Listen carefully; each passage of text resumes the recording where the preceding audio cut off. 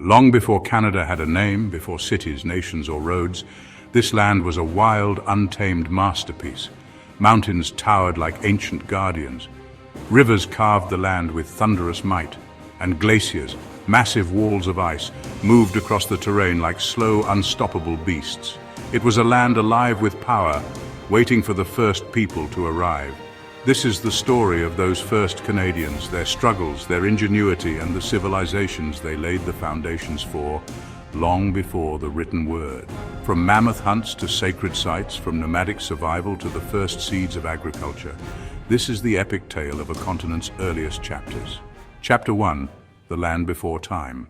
Canada's story begins in stone and ice. The Canadian Shield, among the oldest rocks on Earth, rose like the backbone of an ancient giant, enduring storms, shifting continents, and relentless time. For billions of years, mountains rose and crumbled, oceans advanced and receded, shaping the world that humans would one day inherit. Then came the Ice Ages, glaciers taller than skyscrapers, crushing forests and carving valleys. For tens of thousands of years, this land lay hidden beneath ice, silent and frozen. Around 12,000 years ago, the thaw began. Rivers of meltwater thundered through newly revealed valleys, forests crept northward, and animals returned. Canada woke from a frozen slumber. By then, humans had begun arriving from Siberia, crossing Beringia. These early travelers were hunters and survivors, armed with fire, stone tools, and generations of knowledge. They arrived to a land both beautiful and brutal, filled with vast forests, roaring rivers, and unpredictable seasons. Every day was a battle against hunger, cold, and danger. Yet they stayed. They adapted. They began the journey of turning this wilderness into a home. The first humans moved cautiously across the thawing land. Rivers were both highways and traps, forests hid predators and prey, and snowstorms could erase tracks in minutes. Families moved in small bands, always alert, always learning. They left behind Clovis points, the first known stone tools in North America, showing skill and planning. Each spear was a lifeline, each fire a fortress against the wilderness. These footprints marked the beginning of human presence in Canada, an enduring testament to survival against the elements. Clovis points were more than weapons. They were masterpieces of survival. Crafted from flint and obsidian, they allowed humans to hunt mammoths, mastodons, and bison efficiently. These tools were passed down, refined, and celebrated. Hunting required patience, timing, and intimate knowledge of animal behavior. Early hunters read footprints in snow, tracked migrations, and coordinated attacks. Life was dangerous, but mastery over these tools meant prosperity, safety, and the chance to thrive. Imagine a world where mammoths towered like moving hills and bison the size of modern cars thundered across frozen plains. Early Canadians faced these giants with only spears tipped in sharpened stone. Every hunt was a test of courage, strategy, and luck. These colossal beasts weren't just prey. They were life itself. Their meat fed families, their bones became shelters and tools, and their hides kept humans warm through brutal winters. One wrong step could mean death beneath a stampeding herd. As glaciers melted, humans learned to track migration patterns, rid the land, and hunt in groups. Success meant survival, failure meant starvation. These encounters shaped early human ingenuity and cooperation. As the Ice Age receded, great plains emerged. The giant mammals disappeared, replaced by smaller, quicker animals. Humans adapted, learning to track deer, elk, and bison across open grasslands. Survival became a game of speed, strategy, and endurance. Families moved seasonally, following food and water. They created temporary shelters, learned to store food, and shared knowledge orally. Stories, songs, and rituals celebrated hunts, taught skills, and preserved wisdom. Life on the plains was both beautiful and unforgiving, a constant balance of risk and reward. Beyond the plains, dense forests and winding rivers dominated the landscape. For early Canadians, these ecosystems were both a sanctuary and a challenge. People learned to make fish traps from reeds, nets from sinew, and snares from twisted vines. They foraged for berries, nuts, and medicinal plants, discovering remedies long before doctors existed. Life was social. Families shared knowledge about hunting grounds, seasonal patterns, and safe river crossings. Stories passed from elders to children contained critical survival lessons disguised as legends and songs. Even in scarcity, humans found joy. Festivals celebrated the cycles of nature, dances mimicked animal movements, and songs carried history and guidance. Along the Atlantic coast, life was a different rhythm. The sea ruled these lands, offering fish, seals, and whales in abundance.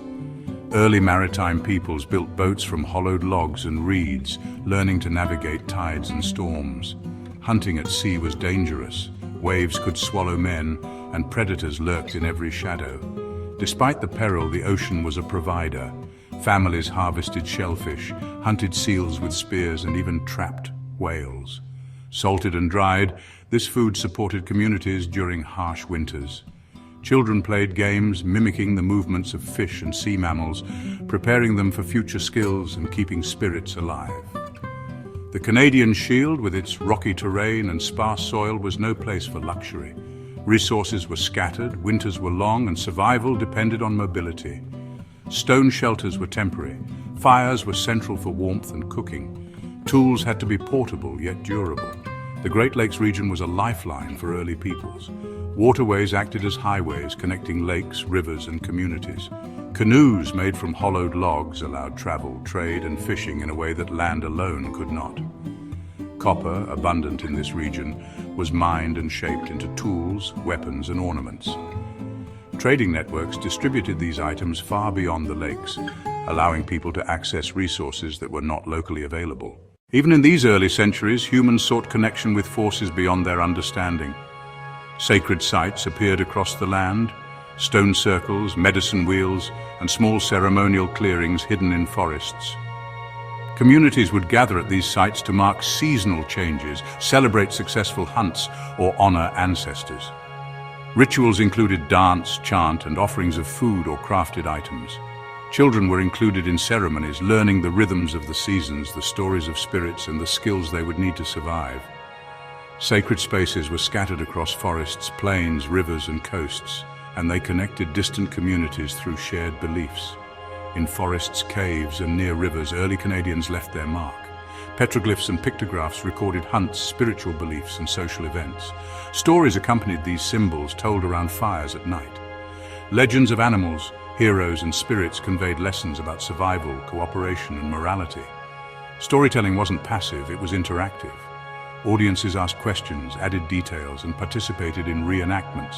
This living oral tradition ensured that wisdom, humor, and cultural identity survived even in harsh conditions. Even in these early times, networks of trade connected distant communities. Obsidian, copper, shells, and other materials traveled hundreds of kilometers, carried by human hands. Rivers acted as highways, while footpaths and portages linked villages. Trade also spread ideas, stories, and rituals, forming cultural bridges. Some items held spiritual significance, connecting distant peoples through shared beliefs and practices. These exchanges strengthened societies, allowing humans to thrive in diverse environments. Even without roads, civilizations developed connections, showing that survival wasn't only about hunting and gathering, it was also about cooperation and foresight. While most people relied on hunting and gathering, southern regions began experimenting with plant cultivation. Early crops included corn, squash, and beans, the foundation of future agricultural societies. Farming didn't replace hunting, it complemented it. Families rotated crops, cleared land carefully, and stored surplus food. Even limited cultivation provided security during lean years, helping communities survive without depending solely on unpredictable game. Planting required knowledge of soil, climate, and seasons. Early farmers observed nature closely, learning when to plant and when to harvest. Over generations, these skills were refined, forming the basis of early Canadian agriculture. By 1000 BC, distinct cultural groups were emerging. Proto-Iroquoian, Algonquian, and Dene ancestors developed unique languages, social customs, and tools adapted to their regions. Differences in hunting techniques, housing styles, and spiritual practices reflected adaptations to the environment. Rivers and forests shaped life in the north, while lakes and plains influenced southern communities. Trade, storytelling, and ceremonies created interconnections, yet local innovation preserved individuality. Early Canada was no longer a single homogeneous land. It was a mosaic of cultures, each mastering its environment and passing knowledge to the next generation, setting the stage for the complex societies that would later define the continent. Winter in early Canada was a relentless teacher. Snow blanketed the land, rivers froze solid, and temperatures plummeted. Homes were insulated with layers of bark, reeds, and animal hides. Fires burned constantly, warming families and keeping predators at bay. Hunting shifted with the seasons. Traps for rabbits, squirrels, and birds supplemented stored meats. Fishing became an art under frozen lakes where holes were drilled into thick ice and patience was tested to its limits. Winter was also a time for storytelling, crafting, and teaching. Children learned to fashion tools, carve wood, and prepare for the coming spring. Elders shared legends of spirits and ancestors, lessons on surviving blizzards, and wisdom about the changing land. These months, harsh and unyielding, forged resilience. They transformed ordinary people into masters of their environment, capable of turning adversity into a way of life. By 1000 BC, Canada was a land of complexity and resilience. Diverse cultures had emerged, each adapted to its environment, mastering hunting, gathering, farming, and trade. Communities celebrated victories, survived losses, and passed wisdom to the next generation. From frozen northlands to fertile southern plains, from sacred forests to winding rivers, early Canadians shaped their world with ingenuity, courage, and spirit. These foundations, built over millennia, set the stage for the continent's future civilizations. Long before the first cities and governments, Canada was alive with human ingenuity, courage, and culture. Early peoples carved paths through frozen landscapes, tamed rivers, hunted giants, cultivated the first crops, and built the foundations of society.